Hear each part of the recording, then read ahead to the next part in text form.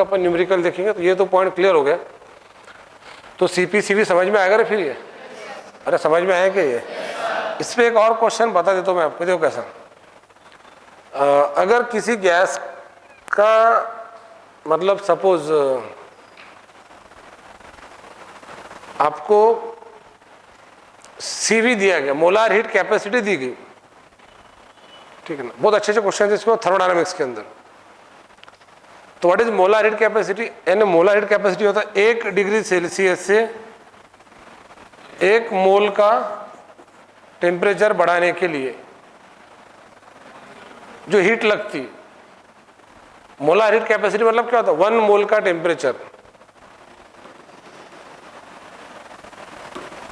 देखो 1 मोल का temperature 1 degree Celsius से बढ़ाने के लिए x किलो जूल हीट लग गई, x किलो जूल। अब वो कंपाउंड जो है, सपोज अपन ने क्या लिए,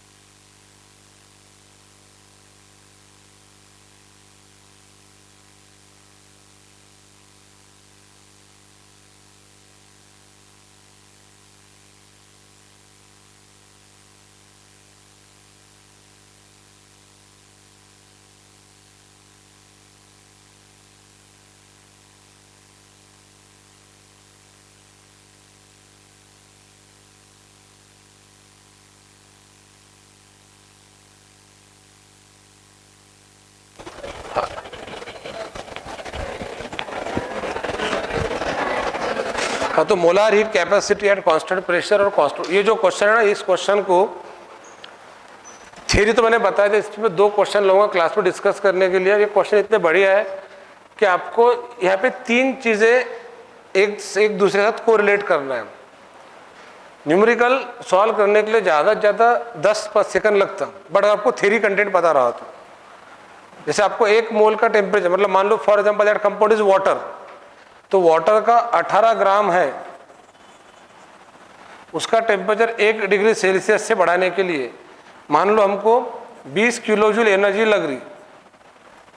अब मुझे वाटर का 18 ग्राम ही है, बट उसका टेम्परेचर 1 डिग्री सेल्सियस से ना बढ़ा के 2 डिग्री सेल्सियस से बढ़ाना है। तो अगर 18 ग्राम ही है और 1 डिग्री सेल्सियस के लिए इतना लग रहा, तो 2 डिग्री सेल्सियस के लिए 40 किलो जूल। तो न्यूमेरिकल कैसा रहेगा कि वहाँ पर वाटर का भी वेट चेंज किया जाएगा और टेम्परेचर भी चेंज किया जाएगा और किलो जूल आपको पूछेंगे। जैसे 18 ग्राम के लिए 1 डिग्री सेल्सियस से टेम्परेचर बढ़ाना है तो 20 किलो जूल लग रहा। अब 18 ग्राम के लिए ही 2 डिग्री सेल्सियस से बढ़ाना है तो 40। अब मैंने 18 की जगह 36 लिया, क्या लिया, और टेम्परेचर भी 2 डिग्री सेल्सियस लिया, तो वो क्या होगा पता है, मतलब 18 की जगह 36 लिया और 1 की जगह 2 लिया, तो पहले 18 का क्या कर रहे हैं अपन, डबल, तो पहले इसका क्या करना पड़ेगा, डबल, फिर 1 का क्या करें, डबल, तो फिर इसका और डबल, द आंसर इज कितना होगा, 20 का 40, 40 का 80, दैट 80 किलो जूल।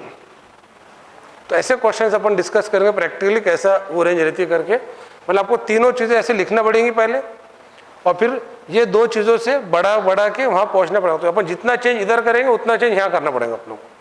अरे पॉइंट समझ में आएगा ये, तो डायरेक्ट क्वेश्चन लाके डिस्कस करेंगे, पर पहले कंसेप्ट समझ में आना चाहिए। अब ये 18 ग्राम 1 डिग्री सेल्सियस 20 किलो जूल, तो ये ऐसा थोड़ी दिया रहेगा आपको, ये तो आपको रिप्रेजेंटेशन बताया मैंने। इसकी जगह पे आपको सिंपल एक वर्ड बोला जाएगा, बोलो कौन सा वर्ड बोला जाएगा, वाटर की molar heat capacity 20 kilo joule है, तो यू नो वेरी वेल कि molar heat capacity define for 1 mole, and the temperature increase कितना होता है, 1 degree Celsius, 1 mole 1 degree Celsius जो चेंजेस होगा उसके लिए कितना लगेगा, 20 किलो जूल, 20 किलो जूल। अरे समझ में आया ये, तो इस तरह से इस पर के क्वेश्चन सॉल्व करते आना चाहिए। ये कंसेप्ट समझ लो। तो आज अपन heat capacity, specific heat, then molar heat capacity, then molar heat capacity at constant pressure, then molar heat capacity at constant volume. और इसमें एक बात ध्यान में रखना रे, एक्सटेंसिव सिर्फ हीट कैपेसिटी है, बाकी ये चारों भी इंटेंसिव है। फिर चारों में अमाउंट फिक्स है, 1 gram 1 mole 1 mole 1 mole 1 mole at constant pressure 1 mole at constant volume. और मोलार हीट कैपेसिटी और स्पेसिफिक हीट में क्या रिलेशन है, molar heat capacity is equal to molecular weight into specific heat, molar heat capacity is equal to molecular weight into specific heat, और Cp minus Cv is equal to R, Cp बराबर DH upon dt और Cv बराबर DE upon dt। अब NCERT book,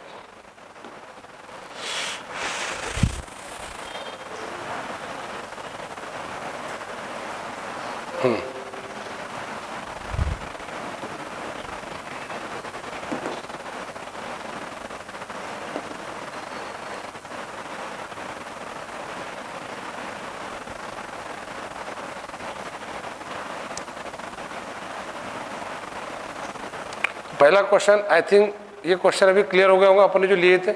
तो normal molecular weight पूछा गया था, ये बच्चों का क्वेश्चन है जो पेपर में आता नहीं, इसमें अपन weight of 1 molecule, weight of 1 atom देखे, देन परसेंटेज कंपोजिशन का क्वेश्चन। आई थिंक अपन ने क्वेश्चन ऑलरेडी डिस्कस किए थे कल, अरे लिए थे ना क्वेश्चन ये। तो मॉलिक्यूलर इंपेरिकल फार्मूला, उसके बाद अगर साउदर्न पोजिशन बोर्ड पे ध्यान दे, लिमिटिंग और एक्सेस रिएजेंट, लिमिटिंग और एक्सेस रिएजेंट के बाद अपन ने ये वाला क्वेश्चन देखे थे, कंबशन ऑफ मीथेन के ऊपर 16 ग्राम मीथेन को जलाए तो कितना वाटर बनेगा, तो ये भी देखे थे। उसके बाद 1.4 1.5 के क्वेश्चन देखे थे। नाउ लिमिटिंग एक्सेस रिएजेंट, ये 1.6 वाला क्वेश्चन है, it is 1.6 I think. Weight of, ये completely question percentage by weight पर आधारित है, यानी वेट फ्रैक्शन। क्वेश्चन देखो, solution is prepared by adding 2 gram of substance A to 18 gram of water. तो यहाँ पे ए क्या हो गया, सोल्यूट हो गया, और वाटर क्या हो गया, सॉल्वेंट हो गया। तो सोल्यूट का वेट कितना दिया गया, 2 ग्राम, सॉल्वेंट का वेट कितना दिया गया, 18 ग्राम, 2 and 18, शाबाश, क्या बात, वेरी गुड। और क्या पूछा गया, calculate the mass percent of the solute. तो क्या पूछा गया, मास परसेंट। मास परसेंट को क्या कहते हैं, वेट परसेंट, यानी परसेंटेज बाय वेट। तो परसेंटेज बाय वेट ऑफ ए क्या रहेगा, weight of A upon weight of solution into 100। ए का वेट कितना है, 2 ग्राम, सोल्यूशन का वेट कितना है, 20 ग्राम, 2/20 इंटू 100, सिंपल, 10%। अब 10% अगर ए का क्या आ रहा, परसेंटेज बाय मास, तो वाटर का क्या आएगा, 90%। सिंपल क्वेश्चन, एकदम चिल्लर क्वेश्चन है, न्यूमेरिकल का। ये टॉपिक भी अपन ने देखे थे। उसके बाद में मोल फ्रैक्शन और मोलैरिटी और मोलैलिटी, और ये भी अपने डिस्कस करते थे कि मोल फ्रैक्शन जो ये डायमेंशन लेस क्वांटिटी, इसका कोई यूनिट नहीं होता है, और mole fraction it is temperature independent. Then molarity and molality, ये 1.7 और 1.8, इसमें 1.8 प्रॉब्लम काम का है, ये बहुत काम का प्रॉब्लम 1.8। 1.7 तो अपन ओरली सॉल्व कर सकते, ओरली जो 1.7, ये जो क्वेश्चन एनसीईआरटी बुक में दिया गया। हाँ, कैलकुलेट द मोलैरिटी। मोलैरिटी का दूसरा नाम क्या है, concentration. It is also called active mass of NaOH। NaOH का मॉलिक्यूलर वेट कितना है, 40, गिवन वेट कितना है 4, तो 4/40 कितना हो जाएगा, that is equal to 0.1। 4/40 0. Number of mole कितने हो गए, 0.1। Enough water to form 250 ml of the solution. 250 ml, देखो 1000 ml बराबर 1 dm³ होता है। सबसे ज़्यादा यूनिट का काम जो पड़ता है ना वो ml का dm³ में पड़ता है। और ये आपको एकदम मल्टीप्लाइंग में 10⁻³ करके नहीं करना है, जगह पर ही करना है। 1000 ml मतलब कितना हो रहा है 1 dm³। तो अगर मैं इसको 100 ml करता हूँ 100 ml तो कितना, that is equal to 0.1 dm³। 0.1 dm, point इधर एक डिजिट पीछे, इधर भी एक डिजिट पीछे, फिर 10 ml कितना हो जाएगा 0.01 dm³। तो उसका तो काम ही नहीं ना, 100 ml के काम है। 100 ml मतलब कितना, बोर्ड पे ध्यान दो इधर, 100 ml कितना होगा 0.1 dm³। 200 ml कितना हो जाएगा 0.2 dm³। 300 ml कितना हो जाएगा 0.3 dm³। 500 ml कितना हो जाएगा 0.5 dm³, लाइक दिस। तो इस तरह से ये अपना कन्वर्जन हो जाएगा। तो 250 ml कितना हो जाएगा, 250 ml हो जाएगा 0.25 dm³। तो 0.1 अपॉन 0.25, अब 0.1 अपॉन 0.25, अब इसको ऐसा क्या 1 अपॉन 2.5, पॉइंट इधर आगे इधर आगे। अब 1 अपॉन 25 को अपन लिख सकते 10 इंटू 10⁻⁻1। 1 अपॉन 25 को लिखेंगे अपन 10 इंटू 10⁻⁻1 लिख सकते हैं अपन। मतलब एक को अपन ने 10 लिख डाले तो इंटू 10⁻⁻1 अपन कितना रहेगा 2.5, ये कितना हो जाएगा 4 इंटू 10⁻⁻1 मतलब 0.4। The answer will be 0.4। अरे समझ में आए? तो सिंपल बन जाएगा इसके अंदर।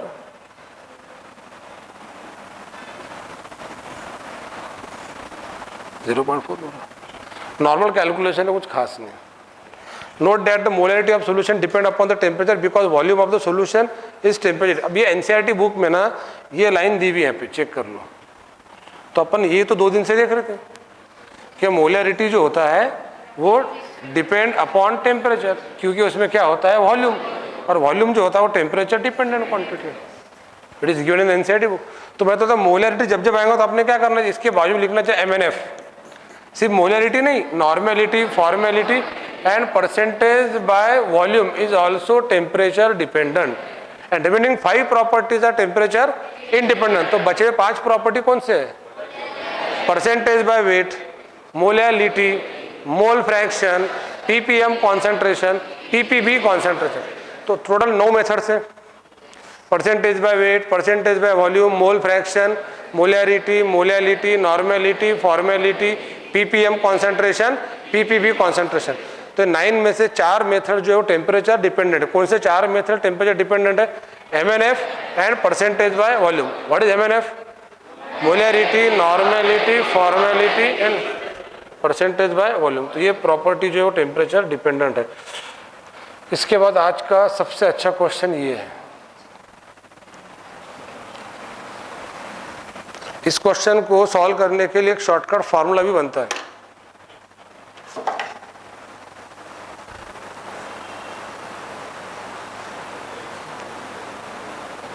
इस क्वेश्चन को सॉल्व करने के लिए एक शॉर्टकट फार्मूला बनता है।